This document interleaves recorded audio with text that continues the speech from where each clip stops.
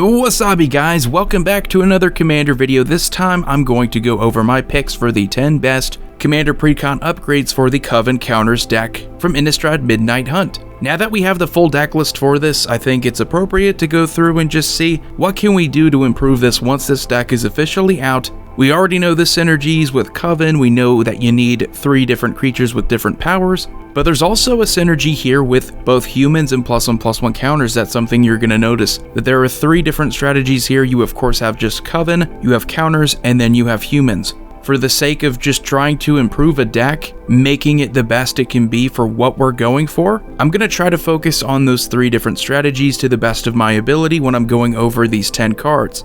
We have 2 different commander options here, Auger Autumn Sovereign and Kyler Sigardian Emissary. Kyler does offer you more strength if you're just looking for pure human tribal, but Auger is also a card draw engine. Even if she's not a good consistent one, sometimes it's better with human tribal and white and green if you have a constant way of both getting counters and card draw. That being said, I wouldn't blame anyone if they thought that the other pre-constructed deck in this set was better. After all, human tribal is notorious for being rather weak. Before I get into the video, first I would like to remind you that if you haven't yet subscribed, please do so. It really does help the channel out. I appreciate it so much. Number 10, we have Devout Chaplain. Now, a PRECON upgrade to me isn't just throw your money at some cards, make the deck more expensive overall. To me, that's not what a good upgrade is all the time. Devout Chaplain is an incredibly cheap card. It's just an uncommon from Avacyn Restored. You tap it to tap 2 untapped humans you control. You exile target artifact or enchantment.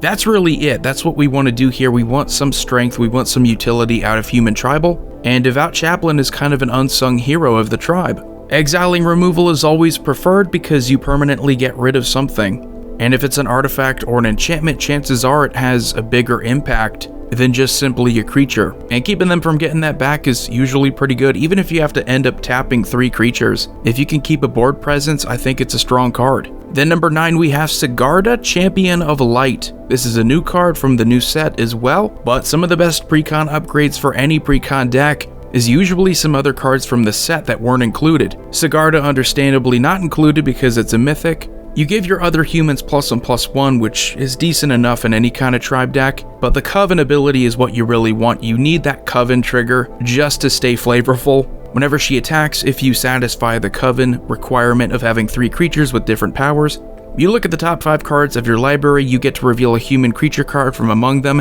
and put it into your hand, making it a lot easier to get through your deck. And humans are also, again, notorious for being pretty slow, and not a lot of good synergy, not a lot of consistency. Number 8, we have Metallic Mimic. It's easy to overlook something like this, but it satisfies 2 needs, both human tribal and +1/+1 counters. So if you're looking to go in those 2 directions, I think Metallic Mimic is a perfect card. There's also Mirror Entity if you want that, but personally I'm a bigger fan of Metallic Mimic. It's cheaper, and it also helps to play into the different powers of your creatures, so rather than just making all your creatures the same power, you also trigger Coven. Great card, I don't think it sees enough play in Commander. Number 7, we have Bruno the Fading Light. Obviously, you could throw a nod to Gisela if you do want to kind of combine them and form that devastating Eldrazi angel. Go ahead, go for it, but I think Bruno is really the strength of those 2, especially if you want to play with humans, because you're able to bring back a human or another angel, which it could be a Sigarda.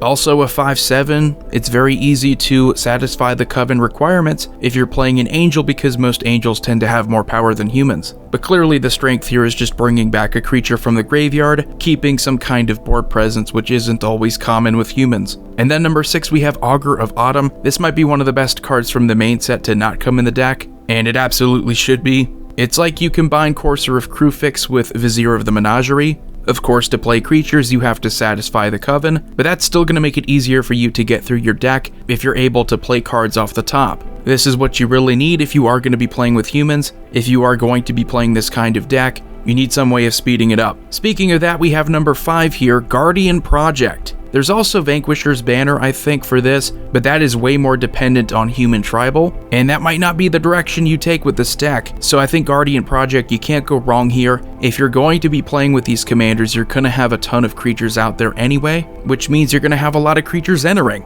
Any creature-heavy deck benefits significantly from something like Guardian Project. It's a constant source of card draw, you're refilling your hand, you're guaranteeing that even if you don't go off that turn with a lot of good creatures, you're living to fight another day with a full hand. Guardian Project was pretty much meant for something like Commander since it's a singleton format too. And then number 4, we have another card from the main set that's just way too good to pass up on, Vanquish the Horde. Costs 1 less to cast for each creature on the battlefield, and you just straight up destroy all creatures. This card's insane. It's what I picked to be the second best card in the whole set, to be honest. So being in the same colors, hey, why not throw it in there? This is also a format like any other format. It's all about mana efficiency. How much can you do with as little mana as possible? Then number 3, we have Heroic Intervention. This is something that goes back to what I was talking about with being able to hold a board presence. Just to satisfy Coven, something like this is a necessity. If you can at instant speed give your creatures both hexproof and indestructible, you make them almost untouchable. And you need to for this deck to work like you want it to, you need to satisfy the Coven trigger. So Heroic Intervention allows you to keep your engine going.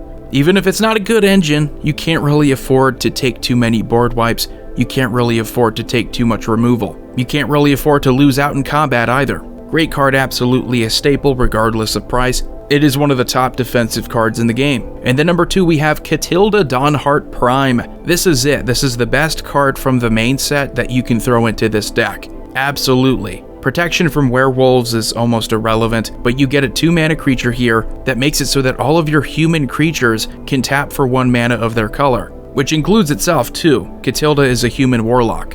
So you get a great mana dork here, also has an activated ability there, it's cool, but ultimately not why I have it here. You can pay 6 mana, tap it to put a +1/+1 counter on each creature you control. So whether it's Coven, just human tribal, or +1/+1 counter synergies, you have a very good green-white human here. And an absolute staple for this deck. I think regardless of direction, you can't go wrong. And real quick, as an honorable mention, I guess I should mention Rick, Steadfast Leader. I know people have their hangups about the Secret Lair set. It's not my favorite thing, but if we're just talking about the card and what it does, if this wasn't Walking Dead themed, I'd be like, yeah, absolutely go for it, because the card itself is amazing. When it enters, you choose 2 abilities from First Strike, Vigilance, or Lifelink. Humans you control, they get each of those chosen abilities. And as long as you control 4 or more humans you control also get +2/+2, so it was meant for human tribal. It's a shame it's not everybody's taste, but I just thought I should bring it up. The card itself is good. So number 1 here, I have Cather's Crusade. Absolutely, I think this is a staple in a lot of white decks regardless of the strategy, and it benefits this deck more than just the +1/+1 counter strategy. It helps what is typically going to be a weaker strategy with humans. You're not really selective in what gets +1/+1 counters, however. If you're making a lot of these tiny humans bigger every time a creature enters the battlefield under your control, I don't think you even have to worry about Coven at that point. It is one of the best cards to come from any Innistrad set. And I think it was originally intended just to give any kind of white strategy with humans some teeth. So why not take advantage of it yet again? We already see the +1/+1 counter strategy in this PRECON deck. Something like this will take that and turn it up to 11. It really is one of the most powerful white cards ever made. So anyway, let me know what you think about these 10 PRECON upgrades for the Coven Counters deck. I'm not gonna lie to you, it doesn't look too powerful to me. It's not something I would personally play, but that doesn't mean you can't experiment and have some fun with it. Maybe upgrade it and you'll discover some newer synergies. This is Commander Void signing off. I will see you all next time.